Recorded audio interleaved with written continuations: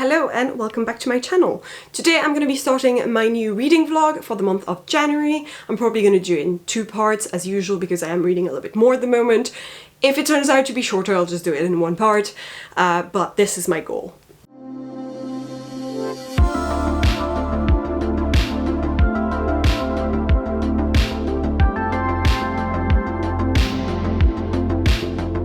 Here is all the books that I have said I would read in the month of January. So we have Death and Croissant, which is taken back from December. I didn't end up reading it then. Then we have the Innogamecurse, then Murder on Mystique, then we have the first Buffy the Vampire Slayer comic book, then Bear Town, the Ivies, and finally The Space Between Worlds. And I think I'm going to start with Death and Croissant by Ian Moore, which I was meant to read in December, and I really wanted to get to it, but I didn't manage to, so I am actually really excited to read this one. And this is a cozy murder, or a cozy thriller, whatever you want to call it. So basically, it's kind of not really gore, and it's happening in a small village and all that.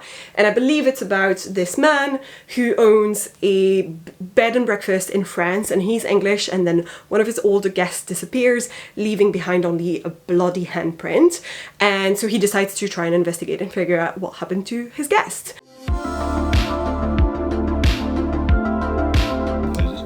It's odd that she would go to the Thompsons on her own, though. He clenched his fist angrily. She goes running off, stirring up trouble, and it's his hen that cops it. It's time I took back control over, I think, he said, standing up stiffly. I need to stop being pushed around. I won't let what's happened to you go unpunished. No. He picked up the spade.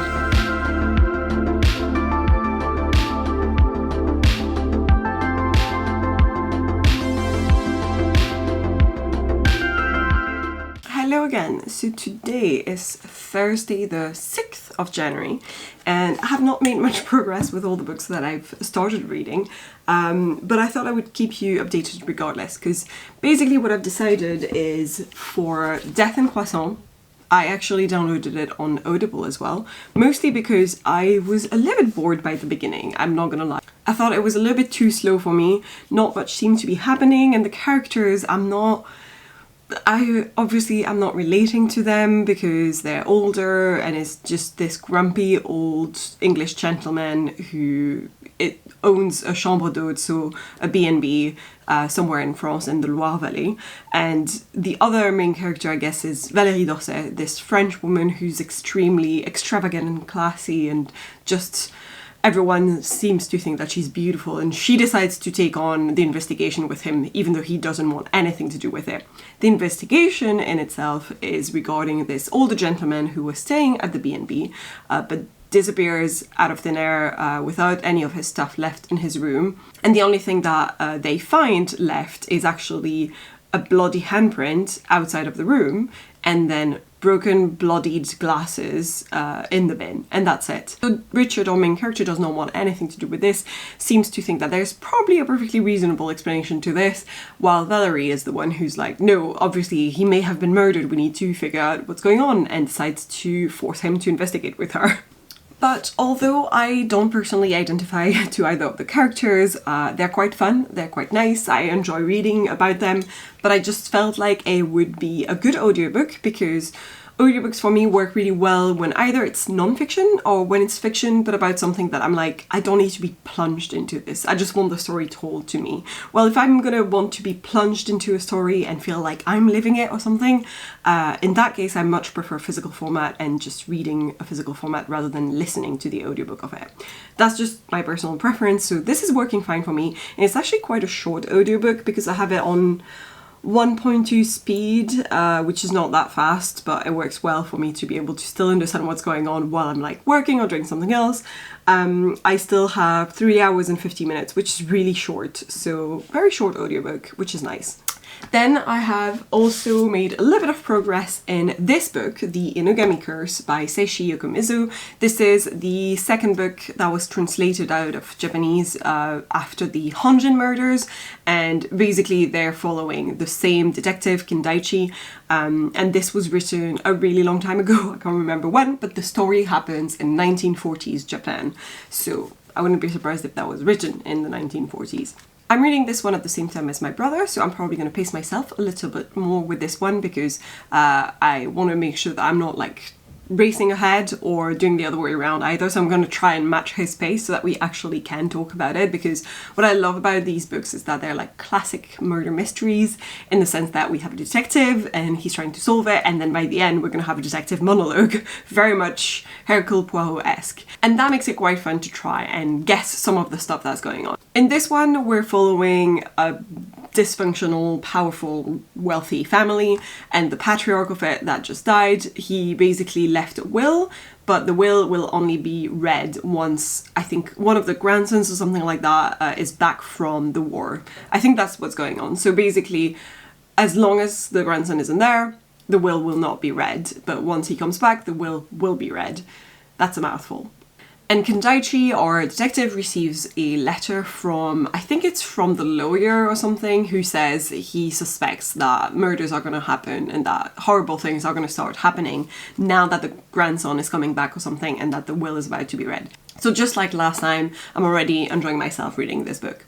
And then finally, just because I thought, why the fuck not try to read yet another book at the same time, I did start Cultish, The Language of Fanaticism, which is not on my TBR for the month, but I did start it in Audible format as well, in audiobook, because it's non-fiction, and I thought it would be quite a nice one to listen to sometimes because it's really podcasty.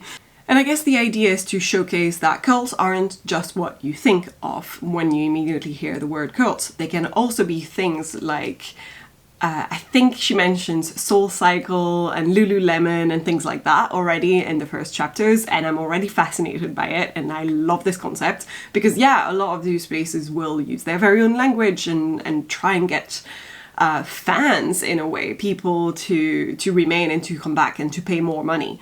It's really interesting, and I think I'm gonna really enjoy this one. It's also quite short, it's less than 300 pages, and I think the audiobook is quite short as well, like 6 hours or something, so I think it'll be like a quick read. And that's it. That's all 3 books that I'm currently reading at the same time. I'm gonna try and finish all of them, and then maybe like the Buffy the Vampire Slayer one as well, which is just a comic book within this vlog, so that will only leave me 4 books to read in the second half of this vlog, because I tend to do 2 weeks and then 2 weeks. It's just a little bit easier and allows me to read more and talk about all of it in one vlog. Hello again. So today is Friday the 7th of January, and last night I finished reading Death and Croissant. Technically, I did finish reading it physically. I think the last 3 chapters I actually read physically, but the rest of the book was mostly audiobook. So I finished listening to it last night. Overall, I think it was a really cute story. It was, you know, it's a cozy murder, and I think I got a little bit tricked in thinking that I love cozy murder mysteries because I adored the 2 books by Richard Osman, especially the second one in the series, the first one being The Thursday Murder Club and the second one being The Man Who Died Twice, and I really loved that one. So I kind of thought, I want more cozy murders, but I don't know that it's a genre that I genuinely enjoy, or just this author in particular that I do love. So this one was fun, it was cute. I think it's, you know, perfectly within the genre boundaries, and it's what you would expect of it. But for me, it was a little bit slow-paced, and the only way that I truly enjoyed myself was actually once I listened to it on audiobook, because then it was a little bit more passive, and I didn't really have to do anything and pick up the book and all that. While when I was thinking of having to read the book and picking it up and reading it physically, I didn't really want to because it was a little bit too slow for me, and I just wanted to pick something else. So overall, I give it 3 stars for that reason, but I'm happy that this is the first book that I have now finished in the year 2022, so I think I'm now going to focus my attention on these 2 because I feel like 2 books at once is enough. So I'm definitely going to continue listening to the audiobook of Cultish and reading physically the Innogamecurse. And then I think over the weekend I'm going to try and read Buffy, probably just in one sitting, I imagine, because it is a comic book and it is not huge. So I think that's what I'm going to be doing this weekend. Today is Monday the 10th of January, and I thought I would catch up with you guys on what I've been reading over the weekend. Basically, I did not, as I intended to read this Buffy comic book, I have not taken any time to do so. I do think it will literally take me one sitting when I do, so I'm going to try this week regardless. It's going to be in this vlog. But I did make some progress on both of these books. So the Innogamecurse I've started properly, and I am now page 90. And actually I'm probably gonna reach a little bit further today now because it's lunchtime and I've got a little bit of time to read, so I'm probably gonna do that anyway.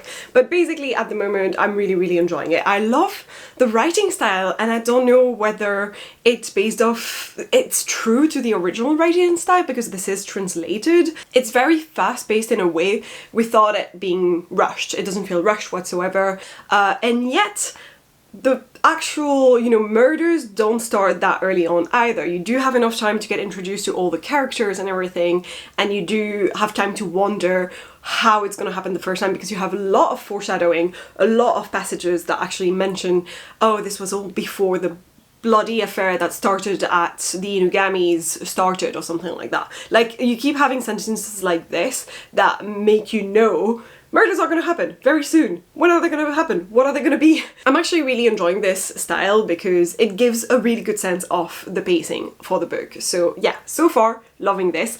And then the other book that I have properly started now as well is Cultish, The Language of Fanaticism. I am currently page 107, so I have reached part 3, even you can learn to speak in tongues, and so far I'm really enjoying myself, and I feel like I am learning so much. There is so many insightful comments in this book already, and I'm starting to think that everything around me is a cult, and that I belong to so many cults without me realizing that I was part of them. So this is fun, and it makes you question everything. So far, really enjoying myself. And the audiobook is really good as well because I'm able to listen to it while I'm doing other stuff, so this is the perfect combination. Although sometimes I do go back in the physical format just to reread a passage because I feel like it is very intelligent. Like, it's definitely someone who knows linguistics and knows what she's talking about, and sometimes there's passages that are a little bit more intricate and serious and I need to just reread them because just listening to them kind of in the background doesn't always do it. But other than that, really enjoying myself.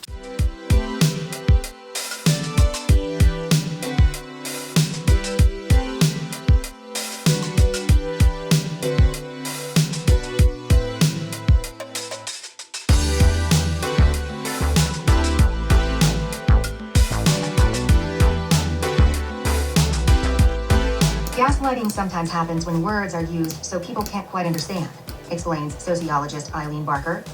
They become confused, made to feel fools. Words can sometimes mean the exact opposite of what you think they mean. Satanic groups do this, where evil means good and good means evil. Loaded language and thought-terminating cliches, like Shambhala's "why don't you sit with that," can prompt followers to disregard their own instincts. Words, says Barker, can make it so you don't quite know where you are. Hello again. So today is Friday the 14th of January. I keep getting my month wrong, and every time I say today is this date, I just say the wrong month. I usually say the month before. So I've made some really good progress with my books. As you can see, I've also bought a new microphone. This is my brand new Blue Yeti mic, and I'm just so excited and I love it. So I'm using it for vlogging, even though I do know that this is technically more for like sit down videos and, you know, just chatting through one topic rather than when I'm vlogging through my month. But I'm just so excited. I just really wanted to use this Blue Yeti microphone for everything now. Like everything. Okay, maybe not work Zooms, but you get it. So I've made really good progress with this buddy, the Innogamecurse. I'm currently page 192 out of, there's like 320 pages. So I have a little bit more than 100 pages left and I'm freaking loving it. I have to calm down for a little bit though, because I think my brother is not as far as I am in the book. And I think he said, please wait so that we can chat about it and make our guesses. And I was like, yeah, but I want to finish it this weekend because this vlog is for the first half of the month and that is up until tomorrow. So I want to finish it over the weekend, basically Saturday, Sunday, fine. After that, it's too late. So yeah, I'm going to finish this book within this vlog for sure. I did finish Cultish and I really, really, really enjoyed it. This was so much fun. This is such a good audiobook as well. I've really enjoyed listening to it. It's so smart and interesting and it made me question everything, and truly it taught me a lot. Like, I think one of the things I've learned is actually how bad Jeff Bezos is. Like, I knew he was bad, but also I didn't know some of the shit that he said in the past. So, as Bezos himself wrote in a 1999 shareholder letter, I constantly remind our employees to be afraid, to wake up every morning terrified. What the fuck? What the fuck? Like, I did not know this, and that's pretty terrible. This is actually based off an article in 2015 in the New York Times, an Amazon expose that explains a lot about the hiring system of Amazon and how terrible it is and how crazy and cult-like it is, which I'm now really interested in reading. I didn't know it existed, so I definitely want to read that next. But anyway, that's one of the quotes that I thought was interesting. But then she does say as well, millions of Americans have worked for a cult-like company at some point, and I think that's very true. I work in an agency, and I've been in agencies for my whole career, and I think some of them are more cult-like than others, for sure. But it's interesting, obviously they're not full-on cults, but they have elements that are cult-like, which is why it really works with what she called it. She calls it cultish because she's like, some of these things aren't really cults, but they're cult-ish. And that's the case of most corporations, I would argue. Just want to read a couple more quotes that I thought were super interesting. Page 177, I thought it was so interesting that she's talking about all of her mugs, and she's like, one mug says, sleep is for the weak. Another reads, a yawn is just a silent scream for coffee. A silent scream? Are we all so conditioned to believe it's romantic to be overworked and exhausted, so terrified of leisure and laziness that we print cute jokes about it on drinkware? In 21st century America, apparently so. I just feel like I don't even need to do commentary about this book, you just need to read the book. Like, read the book, guys. So at the beginning of the book, page 43, she's talking about how in middle school, her best friend's mother was a born-again Christian, and she would sometimes secretly skip Hebrew school on Sundays to accompany their family to their evangelical megachurch, and she would love to use their glossary of buzzwords whenever she attended the services, just to see if it affected how the congregants treated her. So she says, I picked up phrases like on my heart, a synonym for on my mind, love up on someone, to show someone love, in the word, reading the Bible, father of lies, Satan, the evil that governs the world, and convicted, to be divinely moved to do something. It was like the code language of an exclusive clubhouse. Though these special terms didn't communicate anything that couldn't be said in plain English, using them in the right way, at the right time, was like a key unlocking the group's acceptance. Immediately, I was perceived as an insider. The language was a password, a disguise, a truth serum. It was so powerful. This is so interesting. This is so fascinating. I just find that really, really interesting. Anyway, that's literally all I have to say about this, is how much I enjoyed reading this book and learning from it. So definitely would recommend this one. I'm probably going to rate it 5 stars personally. That means I just have to read this comic book this weekend, the Buffy one called Volume 1 High School is Hell, and finish the Innogamecurse, and that's the 2 things that I want to do over the weekend, and that way I will finish this vlog on that, and that will be it.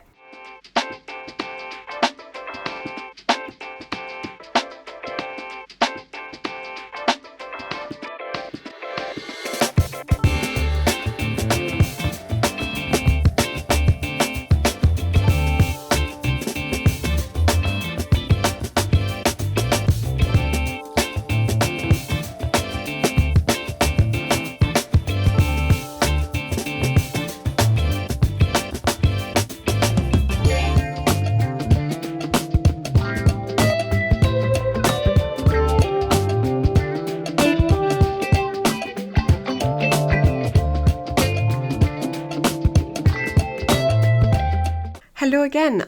Today is Sunday the 16th of January. I know we're going slightly over the half of the month, but I did want to finish the 2 books I was currently reading, which were these 2, and I have now accomplished that feat today. So I finished reading the Innogamecurse by Seishi Yokomizu, and I immediately rated it 5 stars. This book was so good. It was the same level of good as the previous one I read by the same author, The 100 Murders, but with even more, because it was longer, and the author, you can tell that The 100 Murders was very much his first book with this main character, Kendaichi, the main detective that we've got in this series, and that this one is much later on, because the character feels a lot more real and a lot less like an enigmatic detective that comes in last minute, swoops in and goes like, oh, this happened that way. He felt a lot more like he was truly, being there, hanging out with all the characters to try and figure out what was going on, and that it really took him some time to understand the mystery. And by that time as well, we got to know all of the other characters, all of the characters in the family of the Inogami clan, who had potential motive and all that. And you truly wonder who is doing those horrible crimes and those murders, because there are so many potential characters who could be the murderer. Really enjoyed myself and really liked the ending of the mystery as well. And I think, the main difference with The 100 Murders is, as I said, because this book is so much longer, you do have time to get attached as well to some of the characters and hope for the best for some of them and hope that they're not the killer for some of them as well. So that was really, really fun. I really enjoyed myself as usual. And then I picked up again Buffy, which I had started over the weekend, and I really enjoyed this. The drawings in there are beautiful. I love the art. It is gorgeous. And also just the story. I'm really curious where it's going to go next, and I immediately bought the next one after I finished this, and I rated it 5 stars as well, because it is a redo of the first season with the characters starting over in our current modern world, so it's not in the 90s anymore.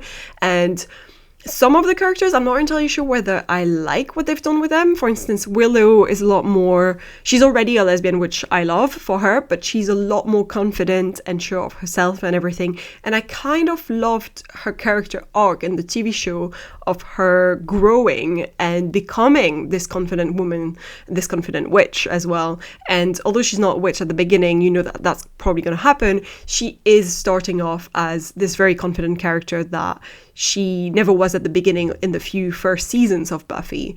Otherwise, I'm really loving the way Buffy is. She's very much who she was in season 1, but just a nowadays teenager and not so much a 90s one. I think Xander is very much himself. He's very much the character he was in the TV show. Giles, still love him. And then there's some characters that haven't appeared yet in the comic book that had already by the beginning of season 1, in episode 1 in Buffy. And then there's some characters that only appeared way later in the TV show that have already appeared in this comic book. So I am really liking the way that it's going, and I want to know more, and I want to get the next comic book so that I can read on and know where it's going. Yeah. So this leaves me with 4 books to read in part 2 of January. These 4 books to be exact. So we have The Ivies by Alexa Dawn, and then we have Murder on Mystique by Anne Glenconner. So I have a lot of thrillers, I guess, this month. Then we have Beartown by Frederick Backman. And then finally we have The Space Between Worlds by Micaiah Johnson. I just dropped all my books in one go. Fortunately, no book was hurt in this process. So yeah, that's the next 4 books that I'm going to be reading in part 2 of this January vlog. But in this one, I'm done for now. Time to wrap up. So if you enjoyed this video, please leave a like, leave a comment. I always try to respond. Consider subscribing, ring that bell, all that jazz, and I will see you guys in the next one.